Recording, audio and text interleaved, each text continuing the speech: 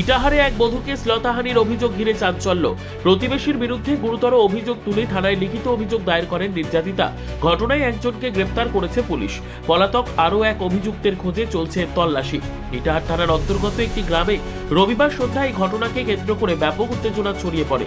অভিযোগ, দীর্ঘদিন ধরেই প্রতিবেশী ডাবলু দাস নামের এক ব্যক্তি ওই বধূকে কুপ্রস্তাব দিত এবং রাস্তাঘাটে কটূক্তি করত। এ বিষয়ে একাধিকবার প্রতিবাদও জানিয়েছিলেন নির্যাতিতা। রবিবার সন্ধ্যায় বধূ তার নাবালক সন্তানকে নিয়ে বাড়িতেই ছিলেন। স্বামী তখন পাড়ার মোড়ে চায়ের দোকানে।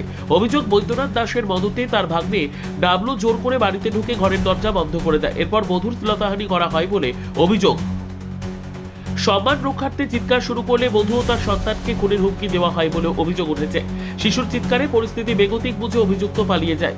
বধূ বাইরে বেরিয়ে দেখেন বৈদ্যনাথ দাস হাসুয়া হাতে বাইরে দাঁড়িয়ে রয়েছে বলে অভিযোগ। প্রতিবেশীরা ছুটে এলে সে হাসুয়া ফেলে পালিয়ে যায়। নির্যাতিতার দাবি, এর আগেও মামা ভাগ্নে মিলে তাকে কুপ্রস্তাব দেওয়া হয়েছিল। ঘটনার পর রবিবার রাতে ইটাহার থানায় লিখিত অভিযোগ দায়ের করা হয়। অভিযোগ পরে অভিযোগ তুলে নেওয়ার জন্য হুমকিও দেওয়া হয়। লিখিত অভিযোগের ভিত্তিতে পুলিশ বৈদ্যনাথ দাসকে গ্রেপ্তার করে সোমবার রায়গঞ্জ জেলা আদালতে পেশ করে। আদালত ধৃতের জামিন মঞ্জুর করেছেন। পুলিশ সূত্রে জানা গিয়েছে, একজন গ্রেপ্তার হলেও পলাতক অভিযুক্ত ডাবলু দাসের খোঁজে তল্লাশি চলছে। ঘটনায় এলাকায় তীব্র ক্ষোভের সৃষ্টি হয়েছে। পুলিশ জানিয়েছে, সমস্ত দিক খতিয়ে দেখে আইনানুগ ব্যবস্থা নেওয়া হবে। থানাতে এসেছেন কেন? এরকম আমাদের ঘরে ঢুকছিল ছেলেটা। কি নাম ছেলেটার? ডাবলু দাস। হুম বেগুনে আমাকে অত্যাচার করছে, নাইটি মাইটি সব ছিঁড়ে দিচ্ছে। ছিঁড়ে টিড়ে তখন ওর গ্রামের লোককে বললাম, যাই গ্রামের লোক তখন ই করলো সব।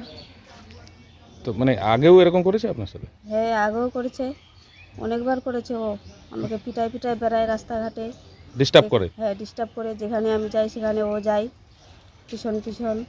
আপনার বাড়িতে কে কে আছে? আমার স্বামী আছে খালি, আর ছেলে মেয়ে? ছেলে মেয়ে দুইটা, একটা ছেলে একটা মেয়ে। আগে কাউকে জানাননি? আগে যখন এরকম খারাপ কাজ? না, আমার শাশুড়িকে জানাইছিলাম। আমার শাশুড়ি মারা গেছে, ওকে বলতেও গেছিলো ওর মাকে বলছে। তো ওর মা এখন উল্টাপুল্টা বলছে আমাদেরকেই মারতে আসছে। বলছে, তোমার রূপটা ঝলসে পড়ছে, আমার ছেলে তোমার কাছে যাচ্ছে, হ্যান ত্যান অমুক তমুক অনেক রকমের বলছে। তো 7টার দিকে। তারপর থানাতে এসেছিলেন? হ্যাঁ। আজকে এসছেন আবার থানায়? হ্যাঁ। কি বলছে পুলিশ? কি বলছে? ওকে আর কি সহযোগিতা করছে আবার অন্য কেউ? ওর সাথে আর কে আছে? ওর সাথে কে আছে আর? বদিনাথ। ওর কে হয়? মামা। তো ও আপনাদেরকে হুমকি দিচ্ছে? হ্যাঁ। কি বলছে? ওরা বলছে যে ছাড় এরকম বলছে ওরা। আর ও বদিনাথ আমাকে হুমকি দিচ্ছে।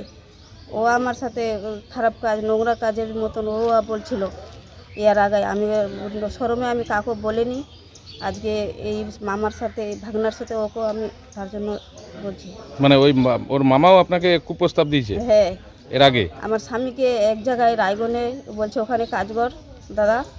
তখন আমাকে আসে বলছে, বৌদি আমার সাথে থাক, হ্যান ত্যান। আমি বলছি, না আমি থাকবো না, আমার স্বামী আছে না, তা আমি থাকবো তোদের সাথে, এরকম করে আমাকে বলছে। ব্যুরো রিপোর্ট, উত্তর বাংলা সংবাদ।